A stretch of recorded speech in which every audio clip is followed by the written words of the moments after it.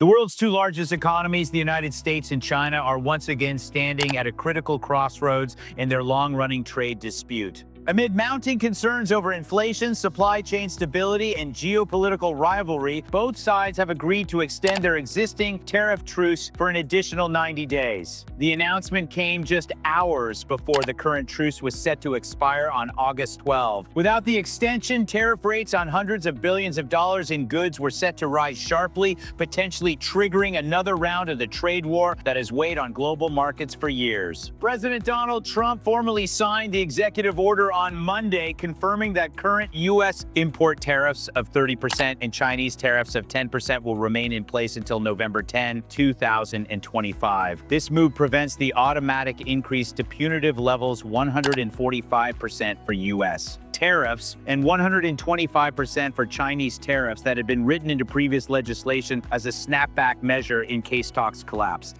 The White House framed the extension as a pragmatic step to protect American consumers and businesses during the upcoming holiday season when shipping volumes and retail demand typically surge. Economists note that this decision is not just about tariff rates, but about buying time. The White House is seeking to keep inflation in check, avoid new supply chain shocks, and maintain relative stability in commodity prices. China, facing its own domestic economic challenges, is equally motivated to prevent further escalation. A sudden end to the truce could have pushed up prices worldwide, disrupted manufacturing schedules, and shaken investor confidence across Asia, Europe, and North America. However, extending the truce does not mean the underlying disputes have been resolved. On the contrary, several major sticking points remain. At the top of the list are U.S. export controls on advanced technology, including semiconductors, AI chips, and quantum computing components. Washington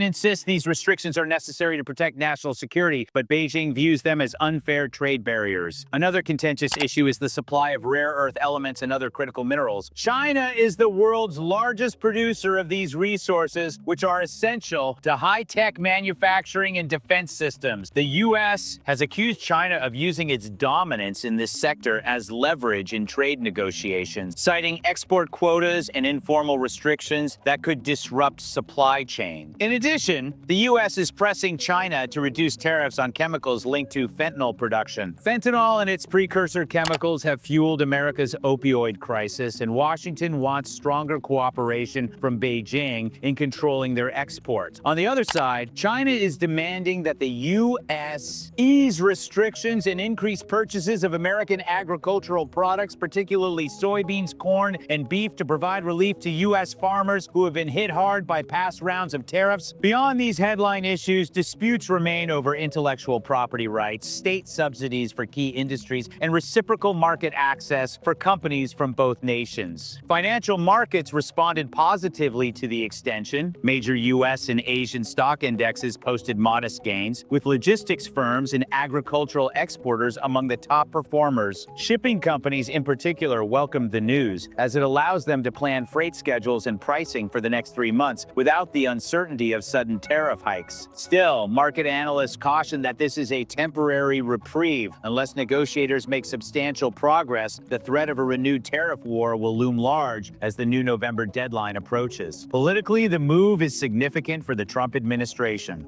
With the 2026 midterm election season already taking shape, President Trump can point to the truce as proof of his ability to be both tough on China and mindful of U.S. economic stability. The administration's messaging emphasizes that this is not a concession but a tactical pause to secure a better deal. For China's leadership, the extension can be presented as a strategic success, preserving access to the U.S. market under current terms while avoiding an escalation that could further slow its already strained economy. Over the next 90 days, high-level delegations from both sides are expected to meet in Washington, Beijing, and neutral locations to tackle the unresolved issues. Negotiators will face pressure from global allies and trade partners partners, many of whom have been affected by the ripple effects of the U.S.-China trade conflict. A lasting agreement would require concessions from both sides, something that has proven elusive in the past decade of economic rivalry. For now, the extension offers a sense of relief to businesses and consumers around the world, but experts warn that without a breakthrough, this could simply be a pause before a larger confrontation. The next 3 months will test the political will, economic priorities, and diplomatic skill of both nations. Whether this truce becomes the foundation for lasting peace in trade relations or merely a brief lull before another storm remains an open question.